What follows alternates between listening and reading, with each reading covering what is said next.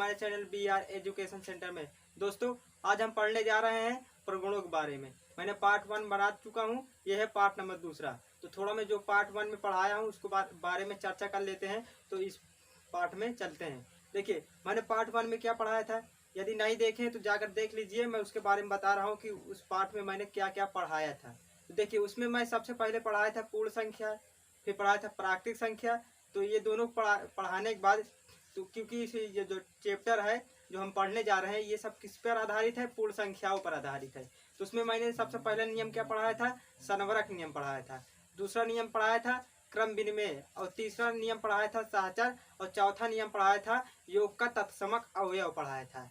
तो ये सब क्या होते हैं, देखिए, जो संवरक और क्रम विनिमय सहचर होते हैं ना, ये हर स्थान पे समान होते हैं। इनका नियम वही रहता है। लेकिन जैसे कहीं योग का रहता है तो वहाँ प्लस का रहेगा, यदि कहीं का गुणा का लगा है तो वहाँ क्या रहेगा, वहाँ माइनस, वहाँ गुणे का चिन्ह लगेगा। तो उसी प्रकार यहाँ जैसे पूर्ण संख्या के बारे में हमने पढ़ रहे हैं, तो सब किस पर आधारित रहेंगे, पूर्ण संख्या पर आधारित रहेंगे। यदि हम जब कक्षा 8 पर जाते हैं, क्योंकि ये 6 से लेकर 9 तक के लिए है, सभी विद्यार्थी इसमें पढ़ लेते हैं। जब आप लोग जाएंगे कक्षा 8 में, तो वहाँ क्या मिलता है, प्राकृतिक संख्या में योग का संवरक प्रगुण, और ये क्रम विनिमय, और फिर मिलता है सहचर। ये सब वही मिलता है, हर स्थान पे यही रहेगा। यदि फिर आप लोग 9 में जाएंगे तो धन पूर्णांक के बारे में पढ़ेंगे। तो आज हम पढ़ेंगे क्या, पूर्ण संख्याओं में गुणा का प्रगुण नियम। तो इसमें सबसे पहला हम बताएंगे क्या, जैसे उसमें पहले पाठ में बताया था जो यही इसमें भी चलेगा, लेकिन वहाँ योग का था, यहाँ कहे चलेगा, यहाँ गुणा चलेगा। तो हमने वहाँ बताया था योग और घटाने का, कि कौन सा प्रगुण ये पूर्ण संख्याओं में फॉलो करता है, कौन कौन नहीं करता है। तो हमने बताया था घटाने का नहीं करता है, लेकिन योग का करता है। तो इसमें हम बताएंगे गुणा करता है कि नहीं करता है, और भाग का करता है या नहीं करता है। तो देखिए, सबसे पहले हम देखेंगे, सबसे पहला क्या देखेंगे, गुणा का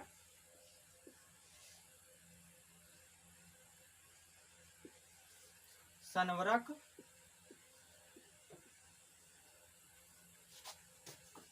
प्रगुण।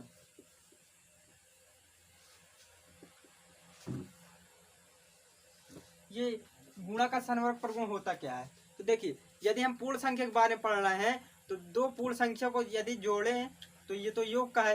यदि गुणा कहेंगे तो दो संख्याओं को आपस में गुणा करें तो उनका जो गुणनफल प्राप्त होता है, अर्थात जो आंसर प्राप्त होता है, तो वो भी पूर्ण संख्या ही होना चाहिए, तभी ये फॉलो करेगा नियम, नहीं गलत हो जाएगा। तो इसकी परिभाषा क्या होगी, देखिए, यहाँ गुणा है, लेकिन पिछले पार्ट में क्या पढ़ाए थे, नहीं देखें तो देख सकते हैं, डिस्क्रिप्शन में भी मिल जाएगी, लेकिन आई बटन में भी मिल जाएगी। तो देखिए, गुणा का संवरक प्रगुण है ना, तो क्या इसे परिभाषा बताएंगे, जब दो संख्या को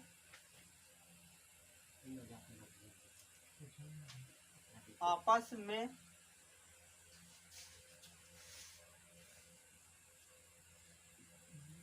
गुणा करते हैं तो उनका गुणनफल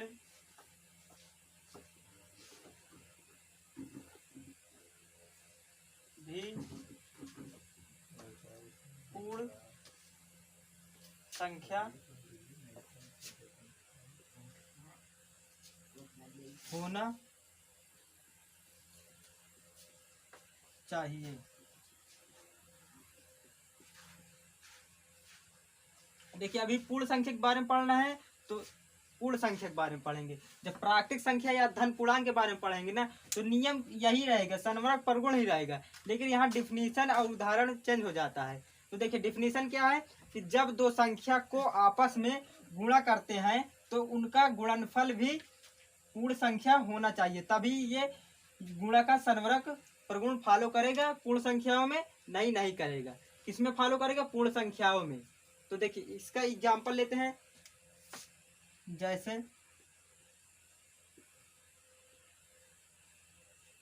देखिए, दो पूर्ण संख्या कह रहा है, पूर्ण संख्या क्या होती है, जितनी भी आपके मन में आ रही है, लेकिन माइनस में नहीं होना चाहिए, सभी धन में होना चाहिए, तो वही होती है। मान लीजिए ये 4 है, 4 पूर्ण संख्या है, और 3, ये दोनों पूर्ण संख्या है।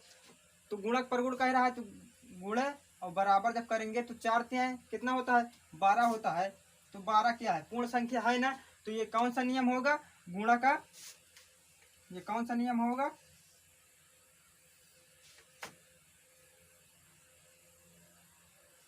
गुणा का सन्वरक प्रगुण, ये होता है। कहने का हमारा मतलब ये है कि जब दो पूर्ण संख्याओं को यदि हम गुणा करते हैं, यदि दो पूर्ण संख्याओं को हम गुणा करते हैं तो उनका गुणनफल भी पूर्ण संख्या होना चाहिए। यदि वो पूर्ण संख्या नहीं होता है तो उसका आंसर गलत होगा, अर्थात गुणा का सन्वरक प्रगुण फॉलो नहीं करेगा। तो देखिए एक पूर्णांक, ये पूर्ण संख्या ये है, एक पूर्ण संख्या ये है, इनको दोनों को गुणा करें तो ये 12 क्या है 12 पूर्ण संख्या है ना। पूर्ण संख्या होने के लिए वो पूर्ण संख्या माइनस में नहीं होना चाहिए बस। और जितने भी संख्याएं दिख रही हैं तो क्या होंगी वो सब पूर्ण संख्याएं होंगी, लेकिन माइनस में नहीं होना चाहिए, बस इतना सा बात आपको ध्यान में रखना है। तो जैसे दूसरा एग्जांपल लेते हैं, 8 पूर्ण संख्या है और 2 भी पूर्ण संख्या है। इसको जब हम गुणा करेंगे तो 8 गुना कितना होता है 16 होता है। तो 16 क्या है 16 पूर्ण संख्या है ना। तो पूर्ण संख्या तो ये कौन सा नियम होगा गुणा का सन्वरक प्रगुण होगा। क्या होगा गुणा का सन्वरक प्रगुण। बस अगर जैसे प्रश्न कैसे पूछता है पेपरों में, तो प्रश्न देखिए इसमें बहुविकल्पी जो हम पढ़ा रहे हैं ये बहुविकल्पी की टाइप में रहता है, अर्थात विकल्प 4 विकल्प रहेंगे, उनमें से आपको बताना है कि कौन नियम है। जैसे मान लीजिए एक नियम दे दिया है साहचर्य नियम का या सन्वरक नियम का, तो बोलेगा 4 ऑप्शन दे दिया, उसमें बोलेगा कौन सा, इसमें बताइए सन्वरक प्रगुण कौन सा है। तो जो उसमें रहेगा इस टाइप जो लिखा रहेगा तो वही रहेगा क्या सन्वरक प्रगुण, और तीनों क्या हो जाएंगे गलत हो जाएगी, बस टिक मारना होगा। ठीक है दोस्तों, तो समझ में आ गया होगा, लिख लीजिए इसको। तो हम पढ़ा रहे हैं क्रम विनिमय नियम, तो लिख लिए होंगे। तो चलिए इसको हम रब कर दे रहे हैं।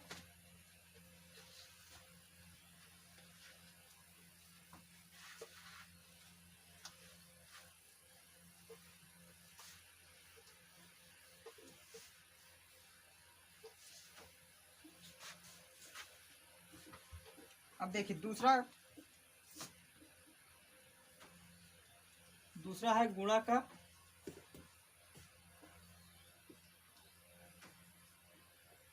लेकिन इससे बढ़ने से पहले मैं एक लोग को और बात क्लियर कर देता हूं कि भाग का सन्वरक प्रगुण होता है कि नहीं।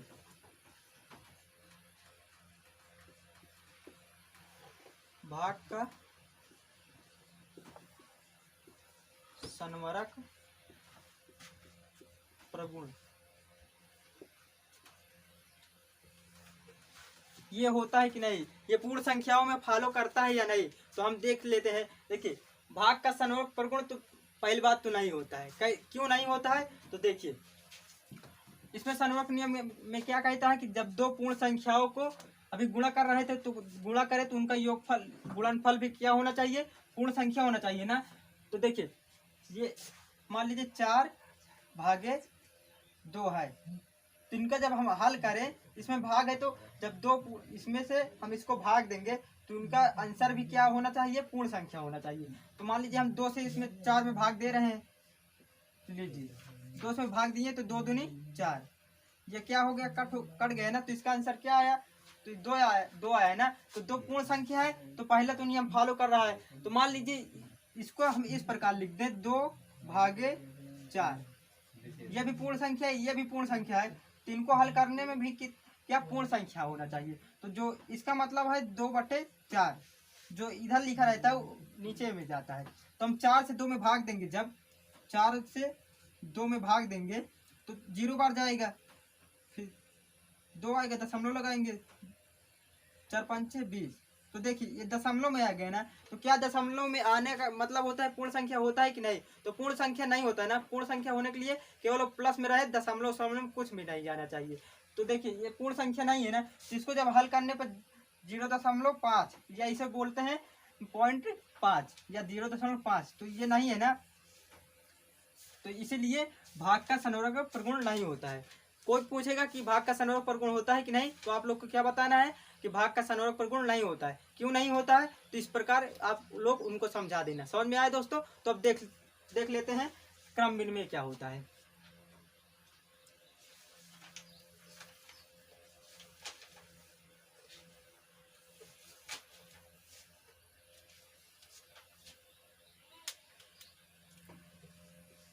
दूसरा है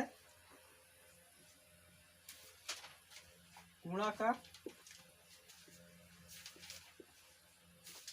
क्रम विनिमय।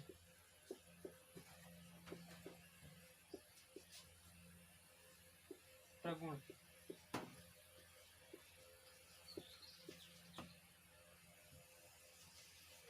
देखिए, हमने पिछले पार्ट में क्या पढ़ाया था, योग का क्रम विनिमय पढ़ाया था ना। तो हमने उसमें क्या बताया था कि जब दो पूर्ण संख्याओं को जोड़ें तथा उनके क्रम को बदल कर पुनः जोड़े तो उनका योगफल, जो योगफल हो वो पूर्ण संख्या होना चाहिए ना। तो उसी प्रकार यहाँ जब वहाँ योग था तो योग के बारे में चर्चा हुआ था ना, तो यहाँ गुणा है तो यहाँ गुणा के बारे में चर्चा होगा और नियम नहीं बदलेगा। मान लीजिए आप लोग अभी घर में है, तो आप लोग का नाम मुकेश है। जब यदि आप लोग कहीं अपने रिश्तेदारी चले जाएंगे तो वहाँ क्या आपका नाम बदल जाएगा क्या? तो नहीं ना। तो उसी प्रकार जहाँ हम योग का सनवर्ग या क्रम विनिमय पढ़ रहे थे, तो उसी प्रकार मान लीजिए अभी घर में था, अब गुणा में आ गया, तो मान लीजिए रिश्तेदारी में चला गया, तो इसका नाम मतलब वही रहेगा और नाम भी तो वही रहेगा। तो हमारा कहने का मतलब यही है। तो इसका गुणा का क्रम विनिमय क्या होगा, तो उसी प्रकार जो हमने देखा था ना वही परिभाषा यहाँ भी बनाएंगे। जब दो पूर्ण संख्या, हम यहाँ पूर्ण संख्या क्यों बार बार ले रहे हैं, क्योंकि अभी हम पूर्ण संख्या में गुणा का प्रगुण पढ़ रहे हैं ना, तो इसीलिए हम पूर्ण संख्या लिख रहे हैं। जब प्राकृतिक संख्या में जाएंगे तो वहाँ बहुत दूर है, वहाँ दूसरा रहेगा। यहाँ पूर्ण संख्या के बारे में पढ़ रहे हैं, तो इनके पूर्ण संख्याओं में गुणक प्रगुण पढ़ रहे हैं ना, तो सभी अभी गुणक बारे में पढ़ेंगे। जब परिमेय संख्या में चलेंगे तो वहाँ परिमेय संख्या चलेगा। तो देखिए, जब दो पूर्ण संख्या का गुणा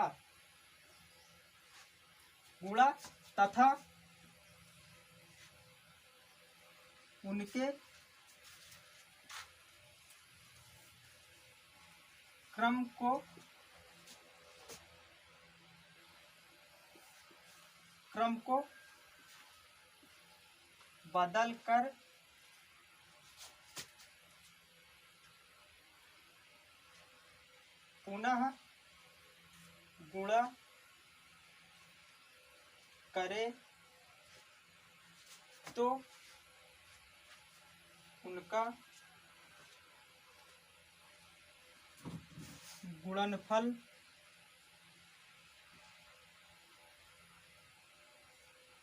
भी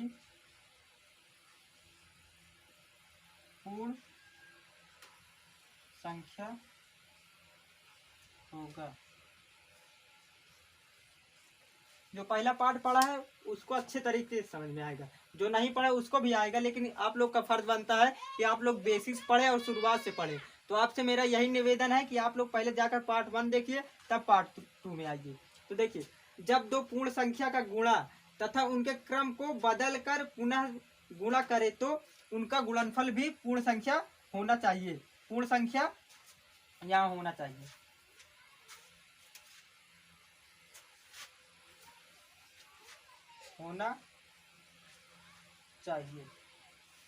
तभी वो पूर्ण संख्या में क्रम गुणा का क्रम विनिमय प्रगुण फॉलो करेगा, नहीं फिर नहीं फॉलो करेगा। तो देखिए, इसका एग्जांपल लेते हैं।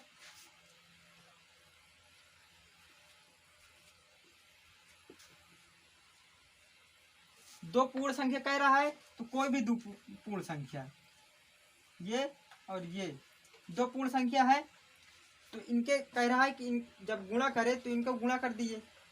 तो यहाँ क्रम बदलने का मतलब क्या है, यहाँ ये क्रम को बदल कर पुनः, मतलब क्रम का बदलने का मतलब ये होता है कि जो पहले लिखा उसको बाद में लिख दीजिए, जो बाद में लिखा उसको पहले लिख दीजिए। यहाँ 4 लिखा, यहाँ 3 लिखा, तो 3 को पहले और गुणा करके 4, यही होता है इसका क्रम बदलने का मतलब। तो इनका जो गुणा करें तो इनका योग गुणनफल बराबर होना चाहिए। तो 4 तिहाई 12 और 3 चौक 12। तो देखिए, ये दोनों बराबर है ना, तो ये कौन सा नियम को फॉलो करेगा? गुणा का क्रम विनिमय प्रगुण का नियम फॉलो करेगा। इसको और एक तरह से लिखते हैं कैसे? 4 गुणे 3 बराबर 3 गुणे 4। अब इसको गुणा करें, 4 हैं 12 बराबर 3 चौक 12। तो आंसर बराबर आया ना, दोनों तरफ LHS तथा RHS दोनों बराबर आए ना, तो ये सही है किसका? पूर्ण संख्याओं में गुणा का क्रम विनिमय प्रगुण नियम। या एक तरह से आप लोगों को ये मिला होगा, जस्ट कि आप गुणा का प्रगुण नियम ये क्रम विनिमय पढ़े होंगे, तो वहां सबसे पहले आप लोगों को देखने को मिला होगा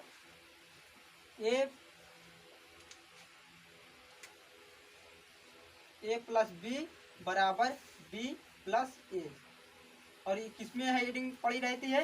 क्रम विनिमय में। तो देखिए यहाँ केवल क्रम को ही तो बदला है, a प्लस बी लिखा है बराबर b प्लस ए, वही काम तो यहाँ भी हुआ है ना। तो इसको मान लीजिए a और इसको मान लीजिए b, तो फिर a b हो जाएगा, a हो जाएगा ना, तो बराबर इसको, तो यही बात तो लिखा है।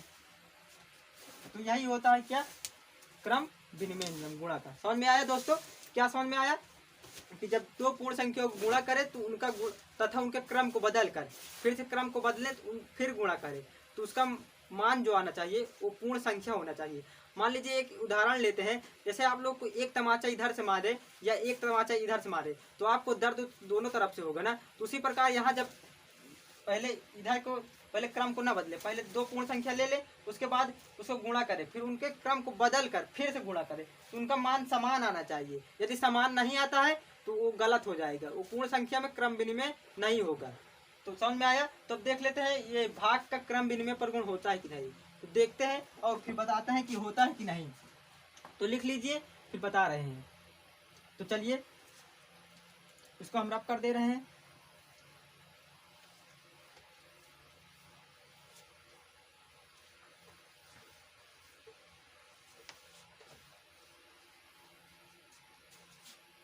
अब क्या है कि भाग का क्रम विनिमय होता है कि नहीं। भाग का क्रम विनिमय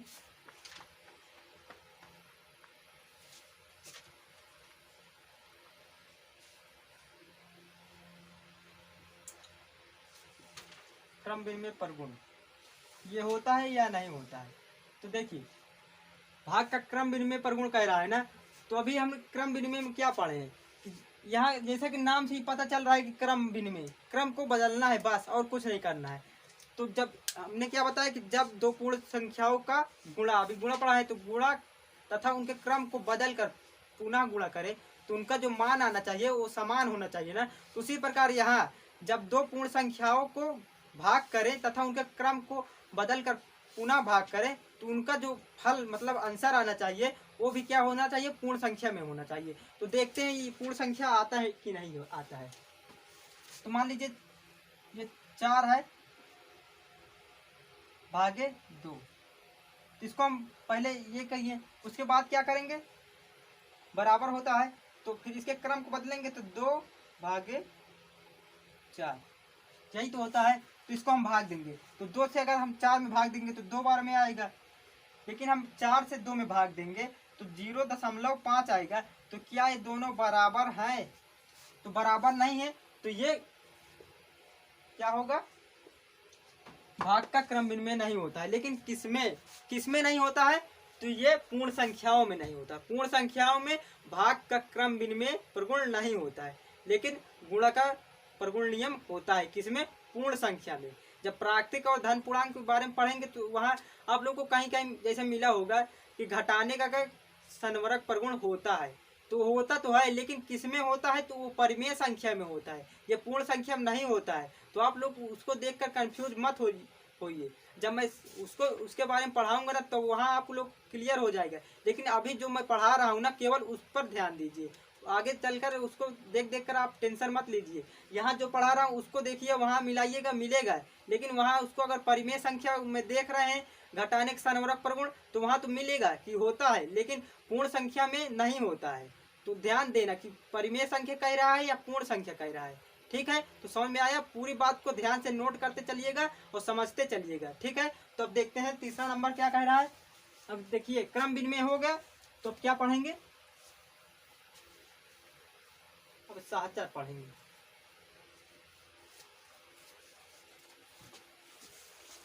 तीसरा नंबर है ना,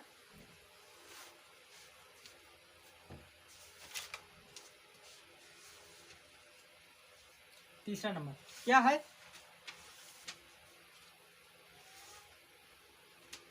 गुणाकार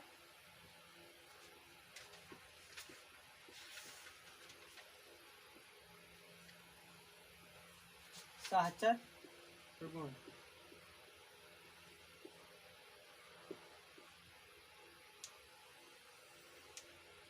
ये क्या होता है, गुणाकार सहचर प्रगुण। तो देखिए इसमें सहचर प्रगुण में क्या होता है, तीन पूर्ण संख्याएं होंगी। कौन कौन से, ए बी सी। ये ए बी सी क्या है, तो देखिए तो गुणा कर रहे हैं ना, तो कैसे लिखेंगे, इसका जो होता है ए गुणा पढ़ रहे हैं तो गुणा लिखाएंगे, बी गुणे सी बराबर ए गुणे बी गुणे सी। तो इस प्रकार जो लिखा रहता है तो क्या होता है, वो सहचर नियम होता है। या आप लोग को इस प्रकार भी देखने को मिला होगा, ए गुणे बी गुणे सी बराबर ए गुणे बी गुणे सी, यहाँ लगा होगा।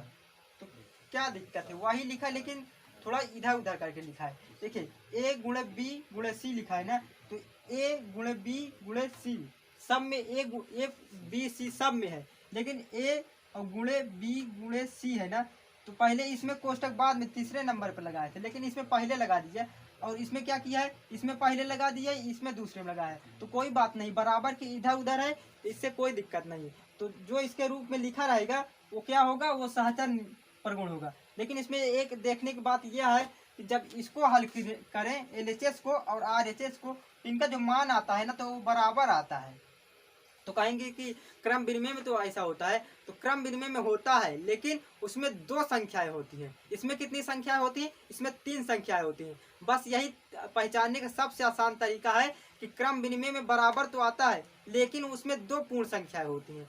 और सहचर प्रगुण में तो बराबर इसमें भी आता है लेकिन इसमें 3 संख्याएं होती हैं। ये बात आप लोग को ध्यान अच्छी तरीके से रखना है। तो जो इस प्रकार लिखी रहेगी वो क्या होगा, वो सहचर प्रगुण होगा। लेकिन इसमें एग्जाम्पल लेकर समझ रहे हैं तो और अच्छे समझ में आएगा। तो देखिए मान लीजिए यहाँ हम ए और बी सी जो लिए हैं इसमें कुछ और रखें। ये जो हमने ए और बी सी है ना, तो ये पूर्ण संख्याएं हैं, तो इसको हम रब कर दे रहे हैं, साइड में लिख देंगे।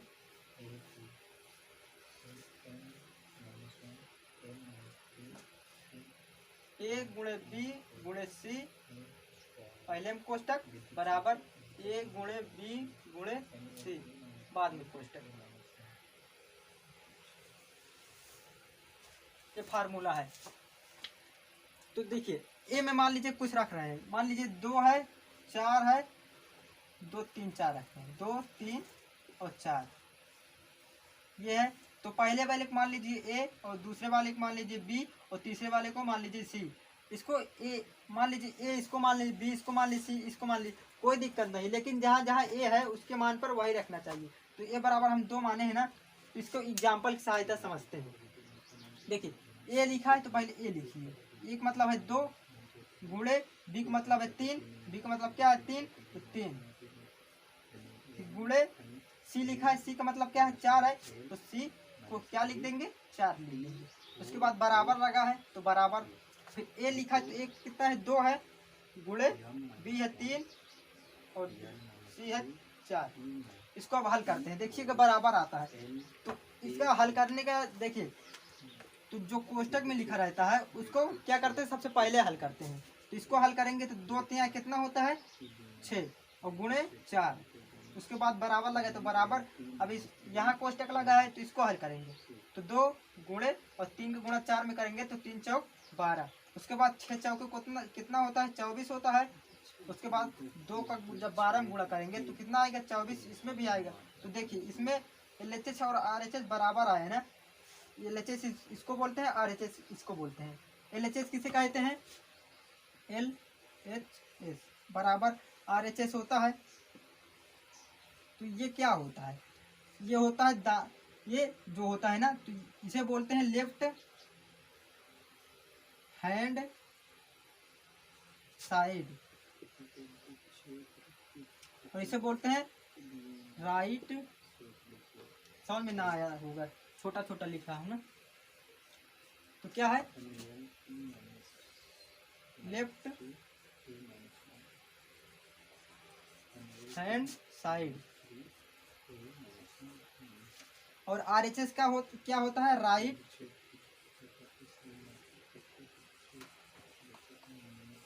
हैंड और साइड, ये होता है। तो LHS और RHS क्या होना चाहिए, बराबर होना चाहिए, तब क्या होगा, सहचर प्रगुण, सहचर प्रगुण होगा। समझ में आया दोस्तों। तो चलिए आगे बढ़ते हैं।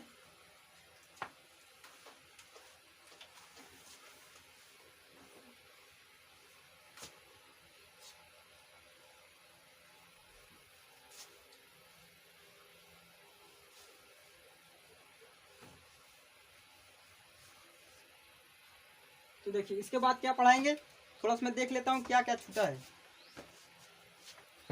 संवरक हो गया, उसके बाद क्रम विनिमय, सहचर भी होगा। अब पढ़ाएंगे शून्य का गुणन प्रगुण क्या होता है।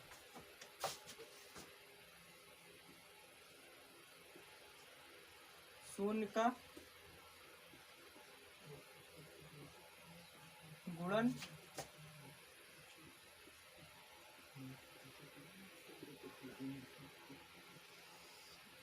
ये क्या होता है। देखिए शून्य का गुणन प्रगुण क्या होता है, तो ये होता है कि जब किसी भी संख्या में यदि 0 से गुणा कर रहे हैं तो उसका मान कितना होना चाहिए, 0 होना चाहिए ना। तो यही होता है शून्य का क्या, देख लीजिए शून्य का गुणन प्रगुण। चलिए इसकी परिभाषा भी लिखते हैं, शून्य का गुणन प्रगुण। तो देखिए ये क्या होता है, जब किसी पूर्ण संख्या में 0 या इसे बोलते हैं शून्य से गुणा करे तो उसका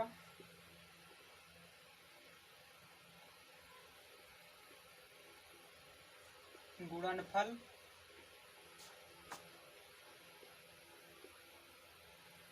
शून्य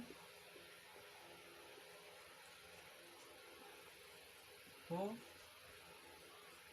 जाता है। यही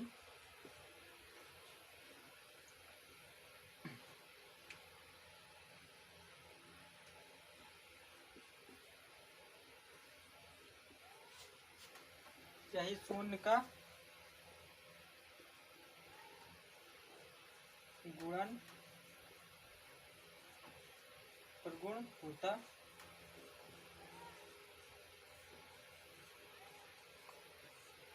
देखिए जब किसी पूर्ण संख्या में शून्य से गुणा करे तो उसका गुणनफल शून्य हो जाता है, तो यही शून्य का गुणन प्रगुण होता है। तो कहने का मतलब आप अभी देखे होंगे, करे भी होंगे मैथ, कि जब अगर किसी भी संख्या में हम जब 0 का गुणा करते हैं तो उसमें क्या लिखते हैं, तो लिखते हैं 0। तो वही, लेकिन किसके कारण होता है, यदि कोई चीज़ है तो किसके कारण चल रही है तो उसका कुछ में कुछ कारण होता है ना। तो जब 0 आता था तो किसी कारण होगा, कारण की वजह से ही 0 आता है। तो किसके कारण से आता है, तो देखिए शून्य का गुणन प्रगुण के कारण 0 आता था। यदि कोई पूछ रहा है कि जब किसी पूर्ण संख्या में या कोई भी संख्या, पूर्ण संख्या, परिमेय संख्या, धन पूर्णांक संख्या, किसी भी कोई भी संख्या में यदि हम 0 से गुणा कर रहे हैं तो उसका मान 0 आ जाता है। लेकिन क्यों आता है, तो क्या होता है, शून्य का गुणन प्रगुण के कारण ही 0 हो जाता है। ठीक है दोस्तों। तो देखिए अब मान लीजिए कोई एग्जाम्पल भी ले लेते हैं। जैसे एग्जाम्पल है 4 है, तो 4 से हम यदि 0 गुणा करेंगे तो इसका मान क्या होता है, 0 होता है। यदि हम 1 से 0 में गुणा करें तो क्या होगा, 0 होगा ना। अब कोई भी संख्या ले लो तो ये भी क्या होगा, 0 होगा। कब होगा, जब गुणा करे तब। ठीक है दोस्तों। तो ये था क्या, शून्य का गुणन प्रगुण। तो ये पूर्ण संख्याओं में गुणा का क्या, गुणन प्रगुण, गुणन का मतलब होता है गुणा ही होता है, इसे गुणन कहे या गुणा कहे, ठीक है। तो समझ में आ गया होगा, तो बढ़े आगे। तो देखिए इसको हम रब कर रहे हैं, लिख लीजिए एक बार, लिख लीजिए।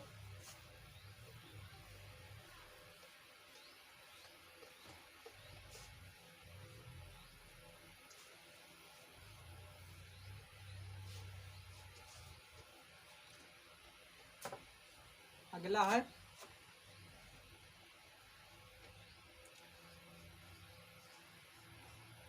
गुणा का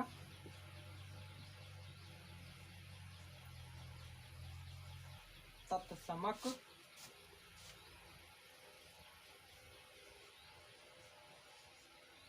अवयव। ये क्या होता है, गुणा का तत्समक अवयव क्या होता है? तो ये होता है कि जब भी किसी पूर्ण संख्या में यदि हम उस संख्या से गुणा, एक से गुणा करें तो उसका मान वही रहता है। क्या कि जब किसी पूर्ण संख्या में यदि एक से गुणा कर रहे हैं तो उसका मान वही रहता है। तो यही क्या होता है, यही गुणा का तत्समक अवयव होता है। समझ में आया? तो परिभाषा एक बार देख लीजिए, समझ में अच्छे तरीके से आ जाएगा। इसकी परिभाषा बनाएं, तो चलिए बनाते हैं। जब किसी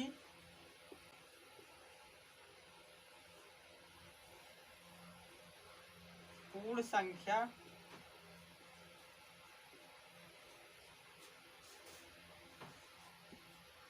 में एक का गुणा करते हैं तो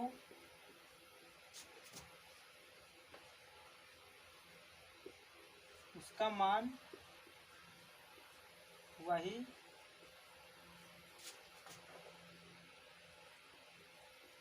रहता है। तो उसे क्या कहेंगे, तो उसे गुणा का तत्समक अवयव कहेंगे। आप लोग अभी तक तो देखते थे कि किसी भी संख्या में यदि हम एक से गुणा कर रहे हैं तो उसका मान वही रहता है। ये किसके कारण होता है, तो ये गुणा का तत्समक अवयव के कारण होता है। समझ में आया? तो कोई भी यदि पूछ रहा है किसी भी संख्या में हम एक से गुणा कर रहे हैं, मान लीजिए 5 के गुणा हम एक में कर रहे हैं, तो 5 ही क्यों आता है, तो ये किसी के कारण आ रहा है। तो किसके कारण आ रहा है, तो ये गुणा का तत्समक अवयव के कारण आ रहा है। समझ में आया दोस्तों? तो चलिए एग्जाम्पल लेते हैं। देखिए एग्जाम्पल इसका है, मान लीजिए पहले एक ही होता है, एक से हम एक में गुणा कर रहे हैं, तो किसका क्या आया, एक आया ना। अब एक का हम गुणा 2 से करें तो कितना आएगा, 2 आएगा। एक का गुणा हम 3 में करें तो क्या आएगा, 3 आएगा।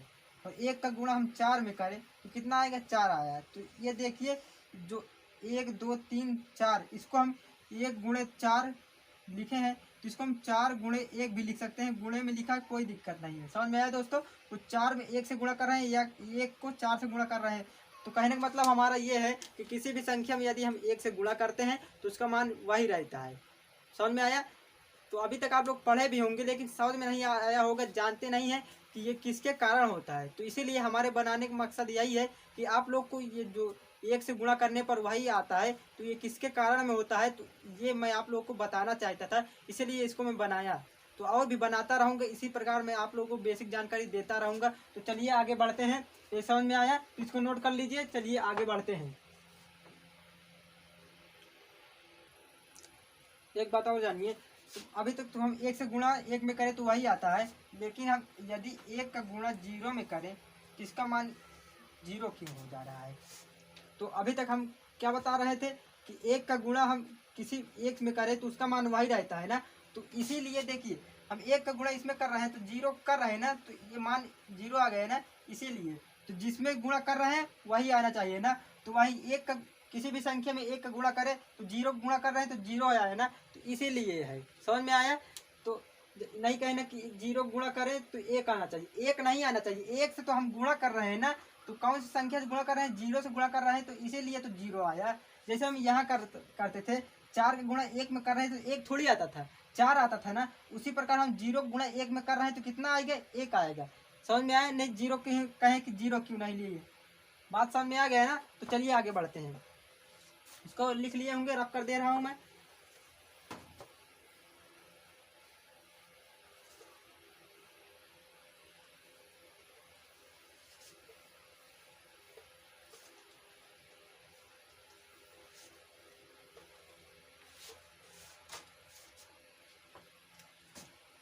क्या पढ़ेंगे? पूर्ण संख्याओं में योग का वितरण नियम। तो हम पूर्ण संख्या लिख दे रहा हूँ।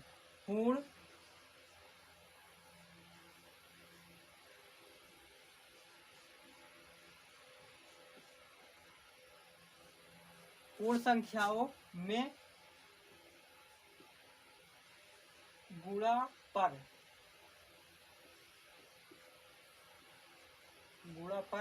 योग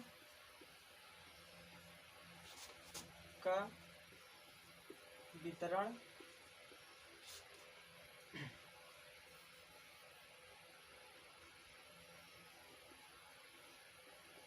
नियम। तो पूर्ण संख्याओं में गुणा पर योग का वितरण नियम, तो ये क्या होता है? तो इसमें भी 3 पूर्ण संख्याएं होंगी। तो क्या क्या क्या होती हैं? तो इसमें फार्मूला देखे होंगे इस प्रकार, a गुणे b प्लस c बराबर क्या आता है? a गुणे b प्लस a गुणे c। ये क्यों आता है, कैसे आता है, इसके बारे में थोड़ा सा चर्चा होगी अब। तो देखिए क्या हम पढ़ने जा रहे हैं? पूर्ण संख्याओं में गुणा पर योग का वितरण नियम। तो देखिए ये फार्मूला इस प्रकार क्यों बनता है, इसके बारे में आप जानेंगे। यदि आप बहुपद पढ़े हैं तो थोड़ा बहुत समझ में सही से आएगा, लेकिन नहीं पढ़े हैं तो थोड़ा से तब भी आएगा, मैं समझा दूंगा। लेकिन आप 10 में आ गए, 9 में आ गए तो बहुपद तो पढ़े ही होंगे। तो देखिए बहुपद में क्या होता है, मान लीजिए देखिए एक, जब हम कोष्टक के अंदर किसी भी संख्या में गुणा करते हैं तो पहले हम एक गुणा बी में करते हैं। एक गुणा बी में करेंगे तो एक गुणे बी लिख जाएगा। उसके बाद क्या करेंगे, यहाँ चिन्ह किसका लगा है? प्लस का लगा है, तो यहाँ हम प्लस का चिन्ह लगा देंगे। तब ए का गुणा फिर बी में हो गया ना, तो सी में जाएंगे। तो ए का गुणा हम सी में करेंगे तो क्या होगा? ए गुणे सी हो जाएगा, इसीलिए ये लिखा रहता है। अब कोई संख्या मान लीजिए ले लेते हैं 2 गुणे 3 प्लस 4 है। तो देखिए इधर वाली अंक अपने से प्राप्त होगा। पहले 2 क्या करना है? 2 का 3 में गुणा करना है, तो 2 गुणे 3, फिर प्लस लगा है तो प्लस लगा देंगे। अब 2 का गुणा किस में कर रहे हैं? 4 में कर रहे हैं ना, तो 2 गुणे 4, वही तो लिखा है। ए कितना है? ये 1 2 है तो 2, बी लिखा है, बी कितना है? 3 तो 3, और ए कितना है? 2 तो 2, और सी कितना है? 4 तो 4, इसीलिए ये लिखा रहता है। तो अब जब इसको करेंगे तो इसका मान बराबर आना चाहिए। तो 2 का गुणा करेंगे 2, और पहले फिर जो कोष्टक में लिखा रहता है उसको हल करते हैं। तो देखिए 2 का गुणा करेंगे 3 में, गुणा नहीं प्लस करेंगे तो 7 बराबर 2 का गुणा इसमें करेंगे 2 3 6, उसके बाद प्लस लगा है तो 2 चौको 8, उसके बाद 7 दूना 14 बराबर कितना हो जाएगा? 14, 6 4 14, तो इसका मान बराबर आया। तो आपके दिमाग में अब कन्फ्यूजन यह आई होगी कि इसमें हम क्या करें। जब आप लोग साचर बताए हैं तो उसमें बताएं कि इसका मान बराबर आना चाहिए, क्रम विनिमय नियम बताए उसका क्या बताए कि उसका भी मान बराबर आना चाहिए। तो वहाँ हमारा कन्फ्यूजन ये दूर किए थे कि योग का जो क्रम विनिमय होता है उसमें 2 होता है, 2 पूर्ण संख्या होंगी, लेकिन साचर नियम में 3 पूर्ण संख्या होंगी। तो यहाँ भी तो जब वितरण नियम पढ़ा रहे हैं तो इसमें भी 3 पूर्ण संख्या है। तो क्या होता है, तो देखिए उसमें जब साचर नियम पढ़ रहे थे तो उसमें केवल एक चिन्ह था। जब क्या पढ़ रहे थे? गुणा का पढ़ रहे थे तो केवल उसमें गुणा गुणा था। लेकिन यहाँ हम योग का वितरण नियम पढ़ रहे हैं ना, तो यहाँ गुणा भी लगेगा रहेगा और प्लस भी लगा रहेगा। तो गुणा और प्लस लगा रहेगा तो आँखें मूंद कर आप लोग को लगाना है योग गुणा पर, किसका? योग का वितरण नियम पर लगाना है। साचर नियम पे कब लगाएंगे? जब एक ही समान चिन्ह लगा रहे, गुणा कर रहा है या प्लस कर रहा है, लेकिन गुणा प्लस का नहीं होना चाहिए। ये बात आपको ध्यान से पढ़ लेनी चाहिए और समझनी चाहिए। समझ में आया? तो क्या हमने बताया, एक बार मैं फिर से रिवीजन कर देता हूँ। देखिए मैंने वितरण नियम क्या बताया था, अब बता रहा हूँ। देखिए इस प्रकार जो संख्याएं लिखी रहती हैं तो पहली बात तो आप लोग को देखना है गुणे और प्लस लगा है या गुणे या माइनस लगा है। तो आप लोग को देखकर यदि प्लस लगा है तो क्या लिखेंगे? योग पर गुणा का वितरण नियम लिख दीजिए या गुणा पर योग का वितरण नियम लिख दीजिए। तो ये अब इसमें गुणा भी रहेगा और प्लस भी रहेगा और माइनस भी रहेगा। यदि प्लस है तो योग पर वितरण, गुणा पर वितरण, इसको इस प्रकार भी लिख सकते हैं, योग पर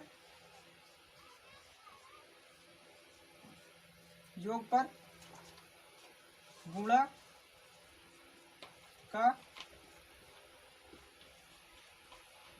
वितरण नियम या परगुण, नियम।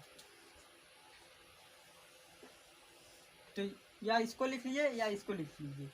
तो वितरण नियम सबसे पहचानने के समझने का यही तरीका है, उसमें दो चिन्ह रहेगा, एक चिन्ह नहीं रहेगा। समझ में आया? तब इसी प्रकार होता है, कोई संख्या दे दी, अब यहाँ कोई संख्या दी है, जैसे यहाँ एग्जाम्पल लिए 2, 3 और 4। इसको करने के बाद जब बराबर को उधर करते हैं तो ये पहले गुणे में लिखा जा रहता है, पहले इसको इससे गुणा करेंगे, उसके बाद प्लस लगाएंगे, प्लस लगाए तो प्लस, माइनस लगाए तो माइनस, फिर इसको गुणा कर देंगे, उसके बाद आंसर जब लाएंगे तो इसका भी बराबर आना चाहिए। तो ये कौन सा नियम होगा? योग पर गुणा का वितरण नियम होगा। तो अब इसको पढ़ लिए, तो इसको भी पढ़ लेते हैं, घटाने वाला। तो घटाने वाला आप बता रहे हैं,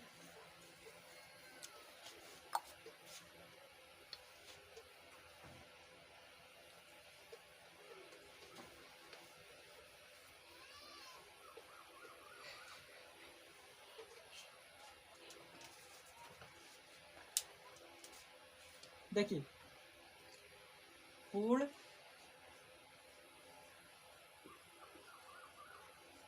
संख्याओं में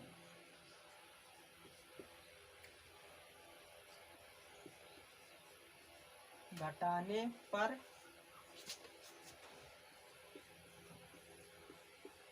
गुणा का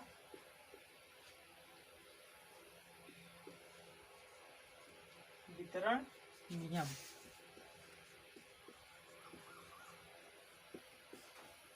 तब इसके बारे में जानेंगे कि पूर्ण संख्याओं में जो घटाने पर गुणा का वितरण नियम होता है, ये फॉलो करता है, सही होता है या गलत होता है। तो इसके बारे में हम देख लेते हैं। अभी हमने क्या बताया था कि ए रहेगा गुणे बी प्लस सी रहेगा, उसके बाद ए गुणे बी प्लस ए गुणे सी। ये अभी हमने इस बात पर चर्चा कर ली है ना। तो अब जब घटाने की बात आई तो यहाँ घटाना, जहाँ प्लस लगा है वहाँ क्या लगा देंगे? घटाना लगा देंगे। तो ए गुणे बी माइनस सी। उसके बाद जो इस प्रकार लिखा है इसको इसी प्रकार लिखेंगे, लेकिन यहाँ जो प्लस है क्या कर देंगे? माइनस। तो ए गुणे बी माइनस ए गुणे सी, बस इतना करना है बस। यदि इस प्रकार लिखा रहेगा तो क्या होगा? यदि माइनस लगा है तो घटाने पर गुणा का वितरण नियम लिखेंगे, और यदि प्लस में लिखा है तो योग पर गुणा का वितरण नियम लिखेंगे। ठीक है?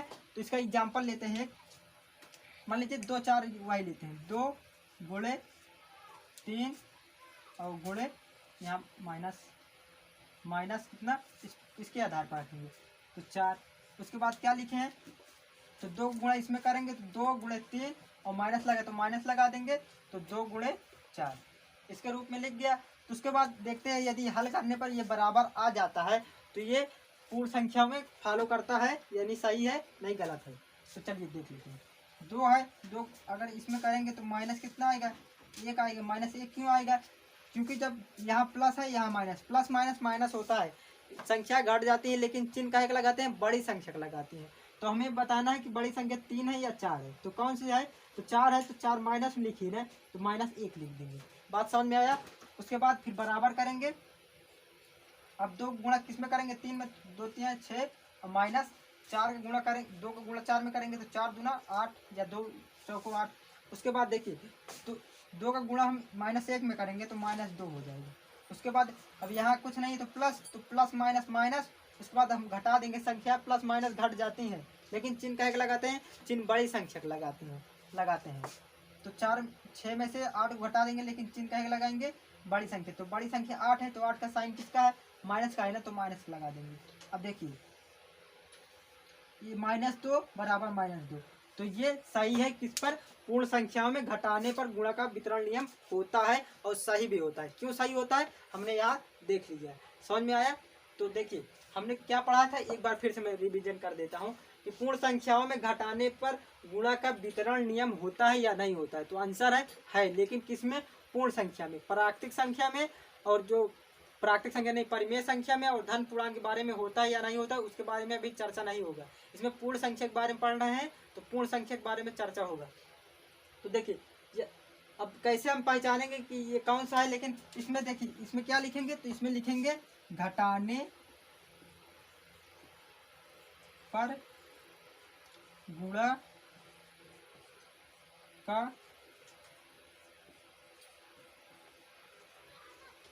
वितरण नियम। इसको घटाने का रहेगा तो क्या लिखेंगे, घटाने पर गुणा का वितरण नियम। यदि प्लस में रहेगा तो क्या लिखेंगे, योग, यहाँ योग लिख देंगे, योग पर गुणा का वितरण नियम। बस यही करना है और कुछ नहीं करना है। तो इसको हल करने पर समान आना चाहिए। यदि यहाँ प्लस यहाँ माइनस आ जाता, मान लीजिए यहाँ प्लस आएगा तो ये फॉलो नहीं करेंगे, लेकिन ये यहाँ भी माइनस यहाँ भी माइनस और बराबर आ रहा है ना, तो ये फॉलो करेगा पूर्ण संख्याओं में घटाने पर गुणा का वितरण नियम। ठीक है, इसको नोट कर लीजिए। चलिए दोस्तों, इस वीडियो को यहीं पर समाप्त करते हैं। देखिए दोस्तों, मेरे दिमाग से एक बात को भूल गया था मैं कि संख्या रेखा पर किस प्रकार व्यक्त किया जाता है। तो मैं चाहता तो इस वीडियो में बना देता, लेकिन वीडियो लंबी हो रही है, समय भी नहीं है, दूसरा भी क्लास लेना है। तो जब मैं कल पढ़ाऊँगा दूसरा मतलब तीसरा पार्ट, तो उसमें सबसे पहले मैं कुछ नहीं पढ़ाऊँगा, यही पढ़ाऊँगा कि इनको संख्या रेखा पर किस प्रकार व्यक्त करते हैं। तो इसके लिए क्षमा चाहते हैं दोस्तों, दिमाग इधर उधर भटक जाता है जल्दी, क्योंकि मैं एक दिन में 5 क्लास लेता हूँ, तो जल्दी में ध्यान से उतर जाता है और कभी कभी तो एडिट करने में भी दिक्कत हो जाती है। तो चलिए, कोई दिक्कत नहीं है, जब मैं पार्ट नंबर तीसरा लाऊंगा तो उसके बारे में पहले ही इसको बता दूंगा। तो चलिए दोस्तों, मिलते हैं जल्द ही तीसरे पार्ट में। अगर नए व्यूअर है तो चैनल को सब्सक्राइब कर दीजिए, और लाइक करने के लिए तो हम कहेंगे नहीं, क्योंकि हमने एक टॉपिक यहाँ छोड़ा है। चलिए मिलते हैं जल्द ही तीसरे पार्ट में, तब तक के लिए नमस्कार दोस्तों।